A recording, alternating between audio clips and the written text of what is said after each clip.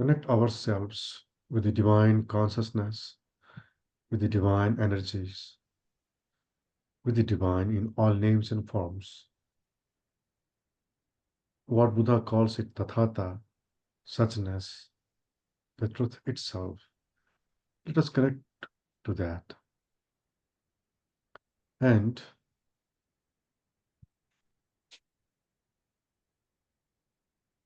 we will speak of it as Om 3 times. Om. Om.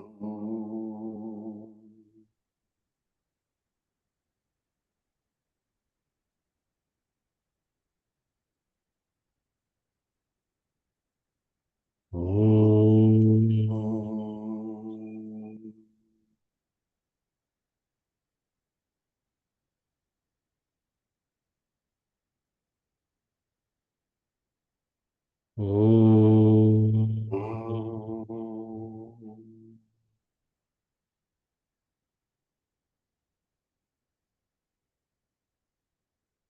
Shanti, Shanti, Shanti.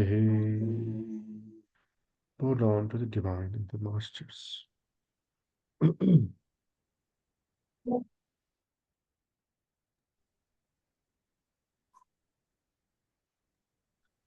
Excellent. So now we'll start the due topics of the sutra.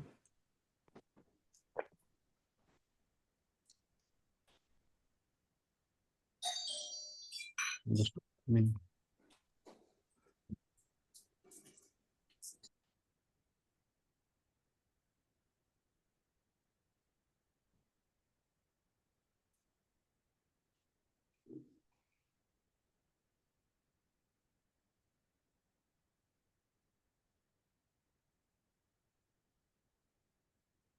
what is the page number, Mendranath ji? It's 409. 409, and the chapter is the last chapter, Nirvana. Okay. 400. No, perfect. Yes. So that is the last topic of this sutra, this book also, Nirvana. Yes. And on the same page, if you'll see the first paragraph, we speak of it as Dharmakaya, as ultimate principle, as Buddhahood, as Nirvana. What matters it, they are only other names for noble wisdom. So Buddha says, Dharmakaya, ultimate principle, Buddhahood, Nirvana, these are different names, other names for the same thing called noble wisdom. And now, in this part, Mahamati asked to Buddha, pray tell us about Nirvana. What is Nirvana, according to you? Then Buddha replies, the term Nirvana is used with many different meanings by different people. But these people may be divided into 4 groups. Okay. First group of people is they who are suffering and who are afraid of suffering. Okay. And because of suffering, they think of Nirvana as an escape, as a solution. Right? So that is the first group of people. Okay. So Nirvana for people who are suffering is different than second group of people, which have people who are philosophers, right? Philosophers. And Buddha, when he abuses, then he says philosophers. You are philosopher, right? Okay. So they are the philosophers who try to discriminate Nirvana. And third group of people has people who are disciples and who think of Nirvana in relation to themselves. Okay. So first group of people who are suffering, second who are philosophers, third who are disciples. And fourth, finally, there is Nirvana of Buddhas. So the Nirvana of Buddhas are actually the real Nirvana. Mhm. Nirvana for suffering people is not true Nirvana.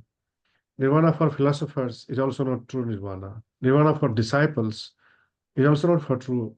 Is not true. Why? Because disciples have not don't have clarity. What is truth? What is reality of anything? Mhm. They're still disciples. They have still some, blurriness, unclarity. Therefore, that is also not clear nirvana. But nirvana for Buddha is absolute clear nirvana. It's absolute, you know, what it is, what it should be. Mhm. Now, Buddha explains those who are suffering or who fear suffering think of nirvana as an escape, okay, and a recompense. And they imagine that nirvana consists in the future annihilation of the senses and sense mind. And they are not aware that universal mind and nirvana are one. Please highlight this line, these words. Universal mind and nirvana are one. So nirvana is not separate than universal mind. Universal mind is not separate than nirvana. Okay. So let us be clear. So Buddha clarifies that they are not aware that universal mind and nirvana are one. And that this life and death world and nirvana are not set to be separated. See, This I this do not understand. this life and death world and nirvana are not separate. This It's the world, same. yeah, this world is also what you call this world and nirvana is not separate, the same. This world is nirvana, nirvana is this world. This means that we can achieve it now. Uh, Does it mean that we can achieve it now? That is realistic? That is not yeah, yeah. in a different world? We are still in nirvana. We are here in nirvana. We are unaware. That's it. Yeah. We are Is unaware. that because nirvana is a mindset, just like Yeah, the exactly. This is the noble mindset. truth? This is the Yeah, mindset. noble. If you have Yeah. that mindset, means if you have universal mind, then you are in nirvana. Mm.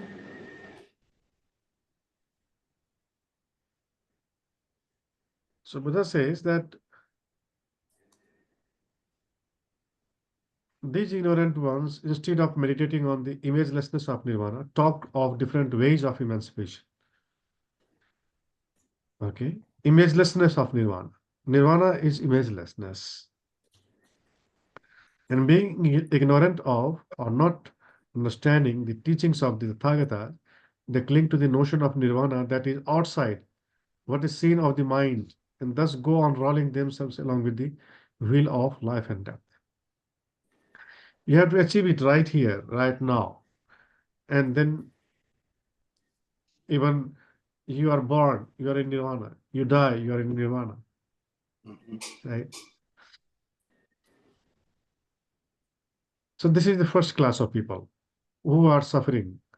Second class of people are philosophers, and they really are none. There really are none. Actually, nirvana discriminated by philosophers, there really are none.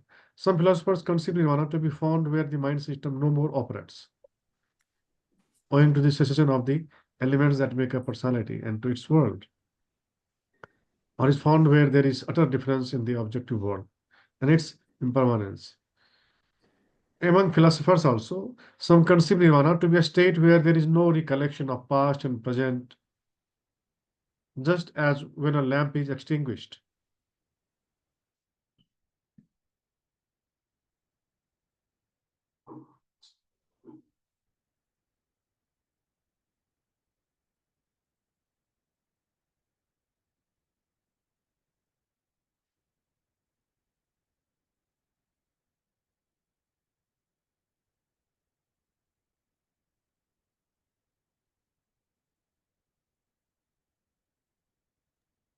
Okay.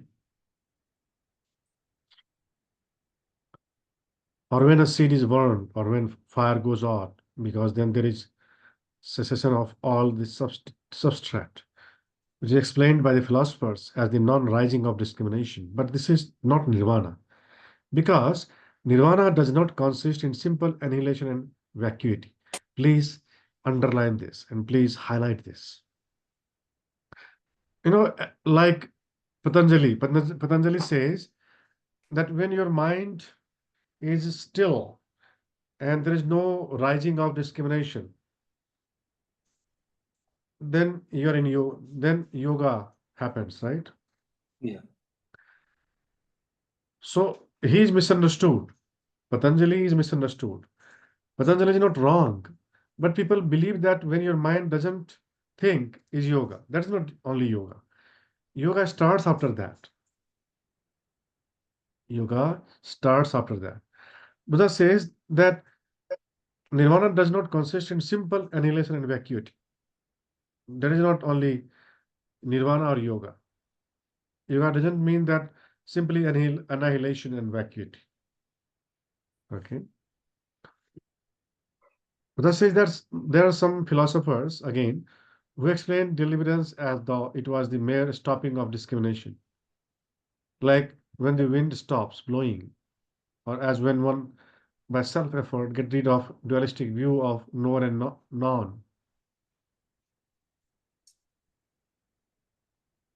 or gets rid of the notion of permanency and impermanency, or gets rid of the notion of good and evil, or overcomes passion by means of knowledge. To them, nirvana is deliverance, right? Mm-hmm. Some seeing in form the bearer of pain are alarmed by the notion of form and look for happiness in a world of no form. Let's try to understand this statement. Buddha says that philosophers, some people believe that this world of forms is outside from nirvana. Okay. And they seek the happiness where there is no form. Some conceive that in consideration of individuality and generality, recognizable in all things inner and outer, and there is no destruction, and that all beings maintain their being forever and this eternality, see nirvana. Others see the eternality of things in the conception of nirvana as the absorption of the finite soul in supreme atma, or who see all things as a manifestation of the vital force of some supreme spirit to which all return, and some who are especially silly. See, he abuses now. He schools. Buddha says, who are especially silly. They declare there are two primary things, a primary substance and a primary soul, that react differently upon each other and thus produce all things from the transformation of qualities. Something that the world is born of action and interaction, and that no other cause is necessary. Others think that Ishwar is the free creator of all things. Clinging to these foolish notions, there is no awakening, and they consider nirvana to consist in the fact that there is no awakening. So all these definitions of nirvana are foolish, are by philosophers, which these definitions of nirvana are actually wrong, false definitions. And for them, there is no awakening. For them, there is no enlightenment. Okay.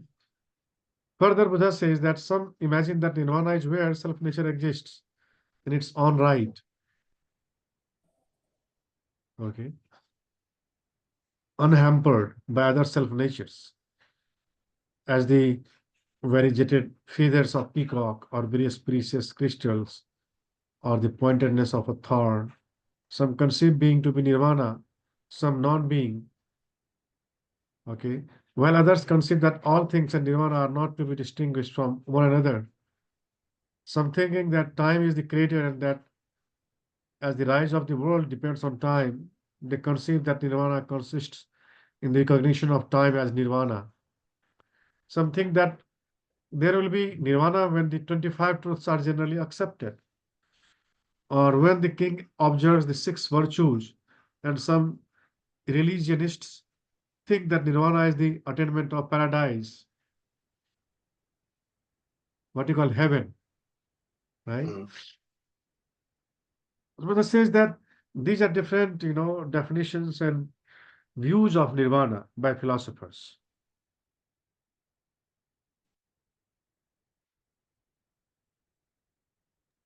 And these views are false views, erroneous views of nirvana, about nirvana. Buddha says these views, severely advanced by the philosophers with their various reasonings, are not in accord with logic, nor are they acceptable to the wise. They all conceive nirvana dualistically and in some causal connection. By these discriminations, philosophers imagine nirvana, but where there is no rising and no disappearing, how can there be discrimination? Buddha says, where there is no rising, no disappearing, then how can there be discrimination?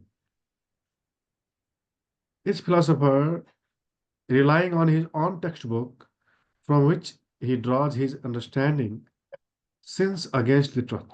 Underline, sins against the truth.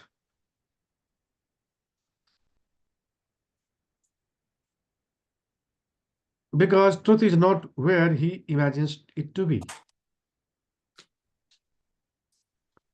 The only result is that it sets his mind to wandering about and becoming more confused, as nirvana is not to be found by mental searching. And the more his mind becomes confused, the more he confuses other people. So all these definitions by these confused people should not be entertained, should not be valued. So be aware of these definitions of nirvana. Be aware and don't accept these definitions. What are defined by them? What Buddha has mentioned. Because they all are sinners. They all sin to the truth, against the truth. Therefore, let us understand what is nirvana. But still, Buddha explains nirvana according to disciples. As to the notion of nirvana as held by disciples and masters, who still cling to the notion of an ego self and who try to find it by going off by themselves into solitude. Their notion of nirvana is an eternity of bliss, like the bliss of the samadhis for themselves. Please understand, Buddha says that the nirvana, according to disciples and masters, they believe that samadhi is nirvana, bliss of samadhi. Buddha says they recognize that the world is only a manifestation of mind and that all discriminations are of the mind.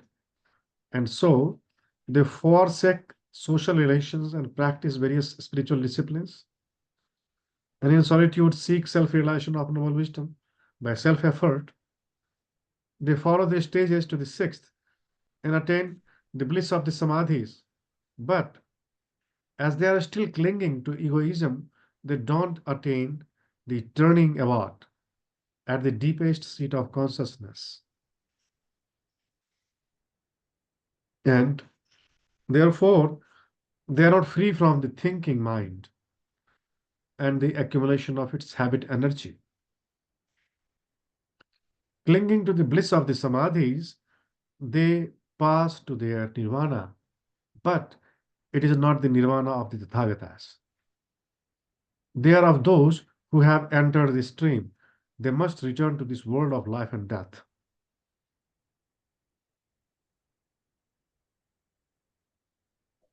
Okay. So these nirvanas, defined by these people, cannot liberate us from the cycle of birth and death. Okay. Then Mahamati asked to Buddha, When the bodhisattvas yield up their stock of merit for the emancipation of all beings, they become spiritually one with all animate life. They themselves may be purified, but in others, there yet remain unexhausted evil and unmatured karma. Pray tell us how the bodhisattvas are given assurance of nirvana, and what is the nirvana of the bodhisattvas? Okay.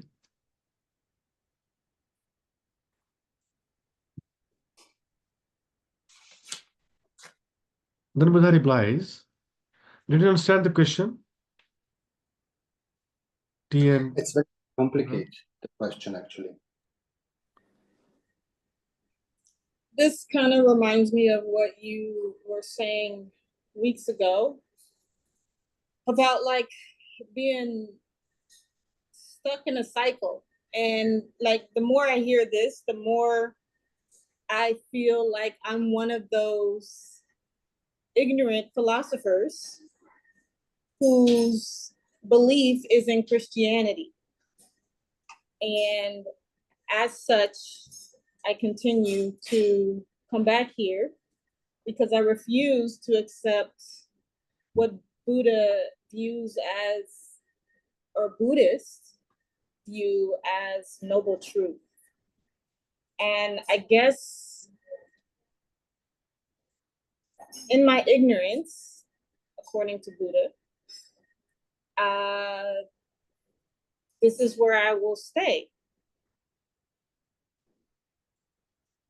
Because this is the ultimate science and most difficult topic to understand.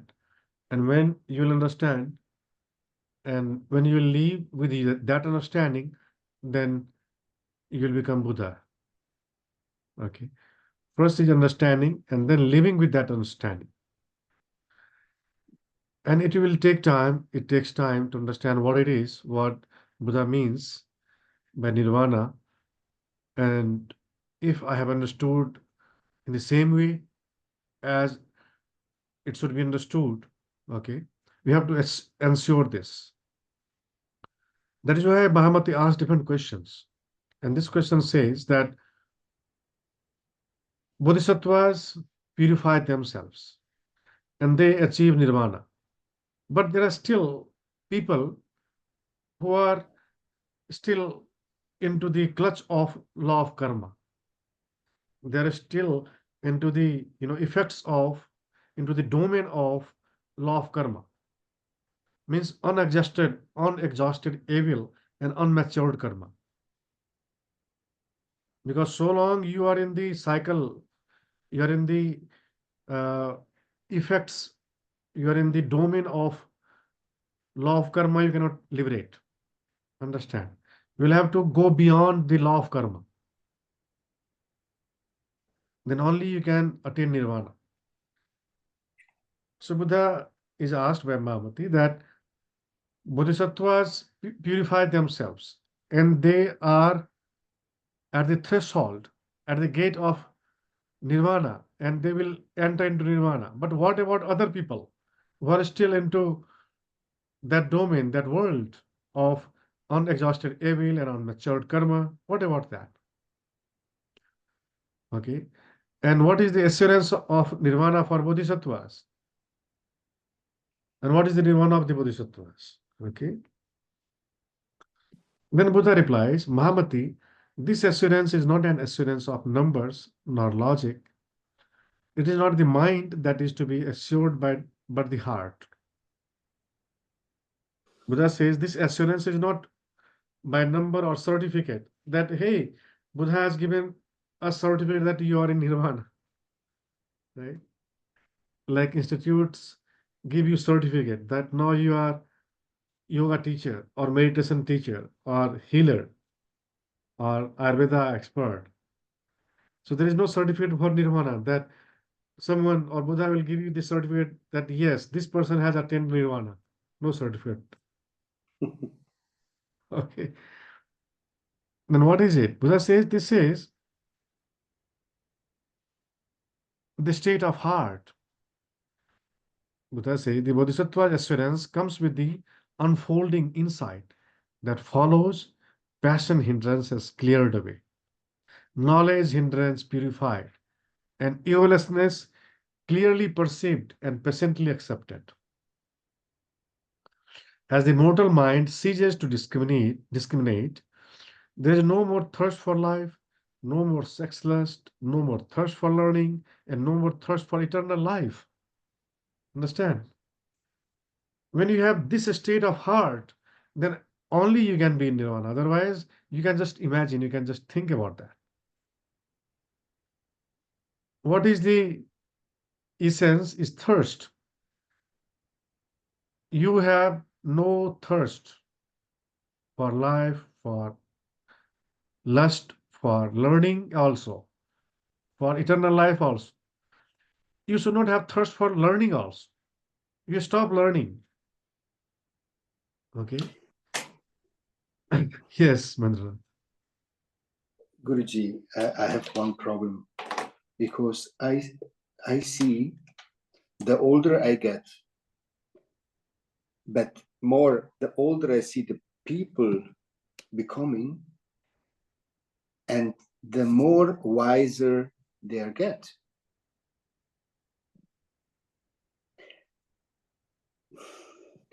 You know what I mean? There's no more thirst for learning. When you get older, automatically you have no more sex lust, and you are also losing the thirst for life because you saw the life. And perhaps some, even they, after having lived and suffered enough, they will also say, I don't want to live forever. I understand it's not the same level. I mean, we are working on ourselves, we are developing consciously. It's different as what we get getting older, because this is somehow automatic. Or is it the same? Yeah, this is not the same. No. So in old age, people don't have lust because they don't have energies. Mm-hmm. So when you have energy and then you don't have lust, that is real lustlessness. And then, of course, the chemical imbalances occur in the natural body as you age. You know, you kind of naturally, your body goes through its natural changes as it pertains to the physical body. For example, women might feel different about things once they go through menopause, but menopause is a result of changes on like a cellular level and things like that with like estrogen and all that. Like, so it's not that they no longer have this interest, it's just they no longer have what it is in their body that produces this interest, is how I see it.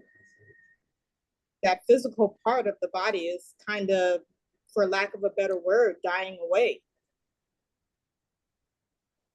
And taking that interest with it.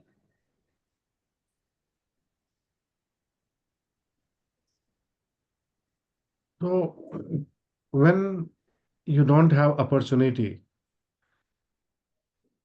right, and you don't do that, that is not real non-doing. When you have opportunity, when you have ability to do, and you say, no, I can't do, I must not do, that is real. Okay. That is real. If you are stronger and then you forgive, that is real forgiveness. When you are impotent and you say, hey, I forgive, that is not forgiveness. Yeah. So when you have strength, when you are able to, achieve something, and then you say, I won't achieve. When you could learn and you say, no more learning, no more thirst for learning, then only that is real. So this learning means, this means that by not learning, you can reach that nirvana state. If you have thirst for studying the book, novels, or many spiritual books also, no studies. All the studies are useless. What you have to learn is forgetfulness. Yeah. Not collecting the information in your head, emptying the head. Yeah. And Buddha says, with the disappearance of these fourfold thirsts, fourfold thirst, there is no more accumulation of habit energy. With no more accumulation of habit energy, the defilements on the face of universal mind clear away. And the Bodhisattva attains self-realization of noble wisdom. That is the heart's assurance of nirvana. Okay. That is heart's assurance. Your heart will tell you about yourself. Okay. There are bodhisattvas here and in other Buddha lands. On page number 411, you can see first para. There are bodhisattvas here and in other Buddha lands who are sincerely devoted to the bodhisattva's mission, and yet who cannot wholly forget the bliss of the samadhis and the peace of nirvana for themselves. The teaching of nirvana, in which there is no substract left behind, is revealed according to a hidden meaning for the sake of these disciples who still cling to thoughts of nirvana for themselves, that they may be inspired to exert themselves in the Bodhisattva's mission of emancipation for all beings. The transformation Buddhas teach a doctrine of nirvana to meet conditions as they find them, and to give encouragement to the timid and selfish. In order to turn their thoughts away from themselves and to encourage them to a deeper compassion and more earnest zeal for others, they are given assurance as to the future by the sustaining power of the Buddhas of transformation, but not by the Dharmata Buddha. Okay? Sustaining power of the Buddhas of transformation is called Nirvana Buddha, but not by Dharmata Buddha.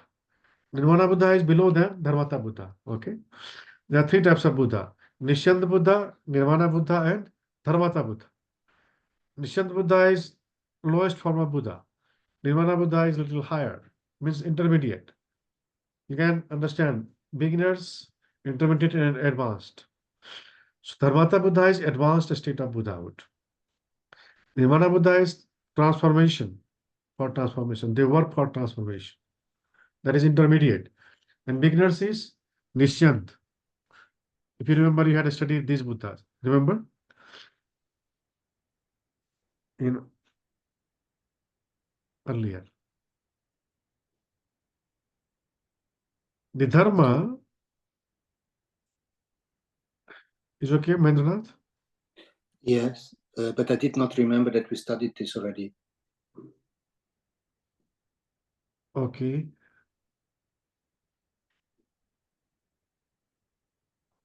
So the Dharmata Buddha is the highest form. Dharmata is the highest form. Dharmata, yeah, the highest. And the Nirvana Buddha is the middle form. Huh? The Buddhas of transformation. Buddha of transformation is middle one. Okay. But in the first one? First one is Nisyanda. Nisyanda. Nisyanda. How you, where? I don't see the word nowhere. Nisyanda. Yeah. Nisyanda Buddha. This is the beginner, huh?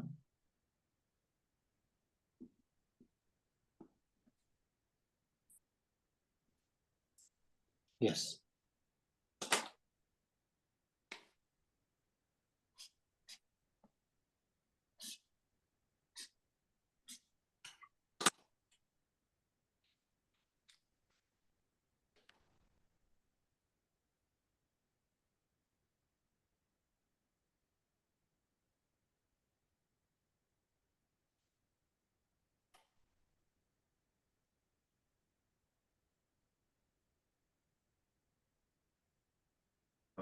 Okay. Yes.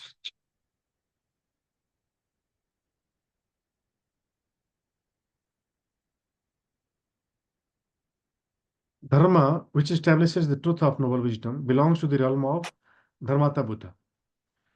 To the bodhisattvas of the seventh and eighth stage, transcendental intelligence is revealed by the Dharmata Buddha, and the path is pointed out to them which they are to follow.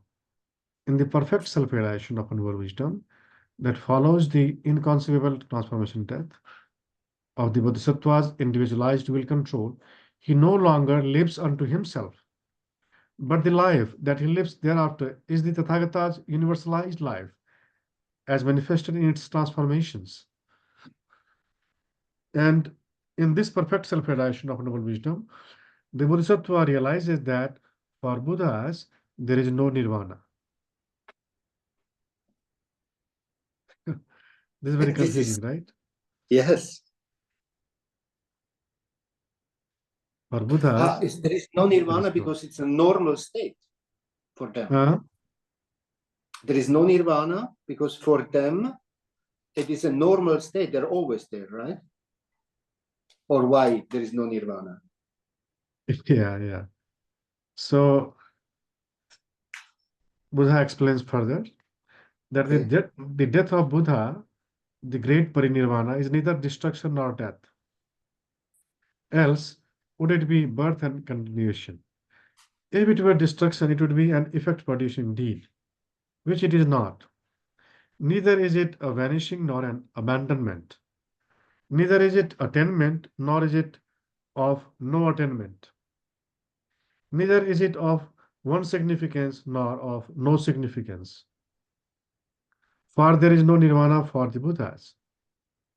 Yes, the This is reminding me of the four, because it's saying the same thing as the, what is it? The four sayings of Buddha. You know, like this is Chatuskoti, not Chat, this. This is Chatuskoti logics, fourfold logics. fourfold logics. Yes. This is reminding me of that because it sounds exactly like that with Yes, the yes. passages that you just read. Correct. You're right. Fourfold logics. Four. The fourth logic. Neither perception nor non-perception.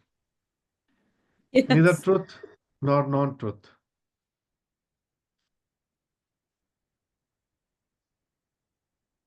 Okay. The Tathagata's nirvana is where it is recognized that there is nothing but what is seen of the mind itself. Is where recognizing the nature of the self-mind and no longer cherishes the dualism of discrimination. The Buddha's nirvana is where there is no more thirst nor grasping, is where there is no more attachment nor to external things. Nirvana is where the thinking mind, with all its discriminations, attachments, aversions, and egoism, is forever put away. Is where logical measures, as they are seen to be inert, are no longer seized upon. Is where even the notion of truth is treated with indifference because of its causing bewilderment. Is where getting rid of the four propositions, there's insight into the abode of reality. Nirvana is where the twofold passions have subsided and the twofold hindrances are cleared away and the twofold egolessness is patiently accepted. Means when you have these things, you are in nirvana. When you have twofold passions subsided, when you have cleared away twofold hindrances, when you have patiently accepted twofold egolessness, is where by the attainment of turning about in the deepest state of consciousness, self-realization of noble wisdom is fully entered into. That is the nirvana of the Tathagatas. Okay. So this is the real nirvana, what Buddha talks about. Nirvana is where the bodhisattva stages are passed one after another, is where the sustaining power of the Buddhas upholds the bodhisattvas in the bliss of samadhis, is where compassion for others transcends all thoughts of self. is where the Tathagata stage is finally realized. See, highlight is where compassion for others transcends all thoughts of self. If you have that compassion, you are in nirvana. Yeah. So nirvana is the realm of Dharmata Buddha. It is where the manifestation of noble wisdom, that is Buddhahood, expresses itself in perfect love for all. It is where the manifestation of perfect love, that is the Tathagatahood, expresses itself in noble wisdom for the enlightenment of all. There indeed is nirvana.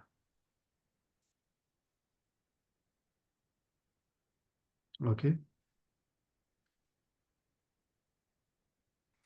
There are two classes of those who may not enter into the nirvana of the Tathagatas. So there are two types of people who don't deserve to enter into Buddha's nirvana. Okay. There are those who have abandoned the Bodhisattva ideals, saying they are not in conformity with the sutras, the codes of morality, nor with emancipation. Okay. Then there are the true Bodhisattvas who, on account of their original vows made for the sake of all beings, saying, so long as they don't attain nirvana, I will not attain it myself, voluntarily keep themselves out of nirvana. But no beings are left outside by the will of the Tathagatas. Someday, each and every one will be influenced by the wisdom and love of the Tathagatas of transformation to lay up a stock of merit and ascend the stages. But if they only realized it, they are already in the Tathagata's nirvana. In noble wisdom, all things are in nirvana from the beginning.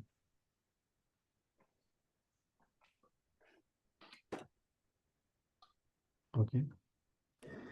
In noble wisdom, all things are in nirvana from the beginning. This you have to realize. Everything is in nirvana. You have to just realize.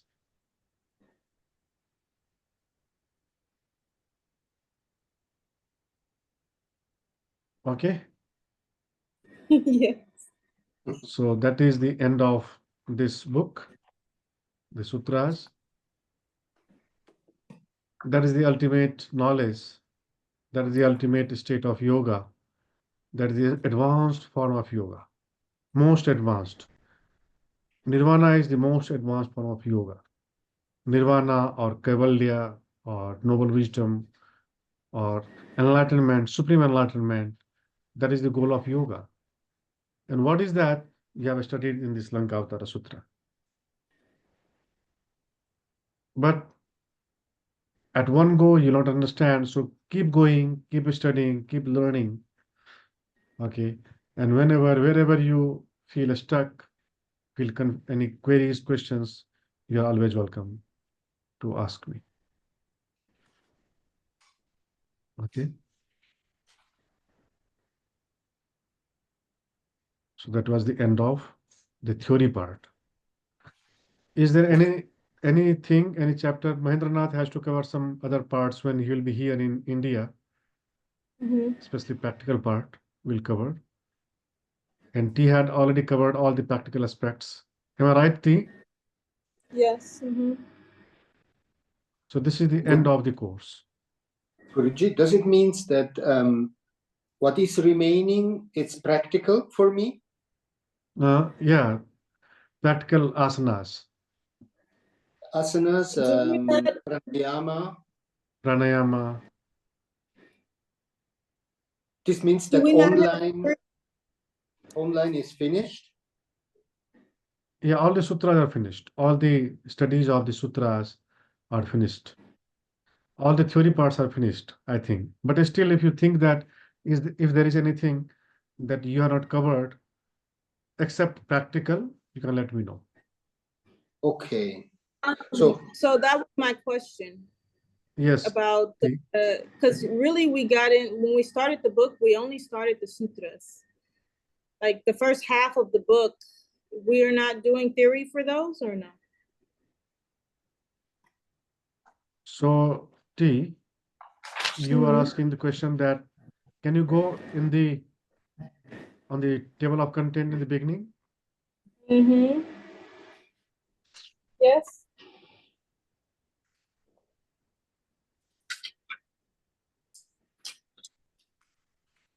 Just a moment. Hello. Like there are no, Hello. you have no discussions or theory courses on the rest of the book. That's just what I was asking, because it seems like this whole time we only discussed the sutras. D, Hmm? the first section is TTP, okay? Techniques, training, and practice. Okay, maybe TM. So have you covered all the chapters, or still you find still there is any chapter to be covered by you? Yes, by me, because I've only gone through, I only went through some of the chapters in the front, and then the sutras. Mostly I'm trying to understand the sutras, which even I don't fully understand, but yeah. I just assumed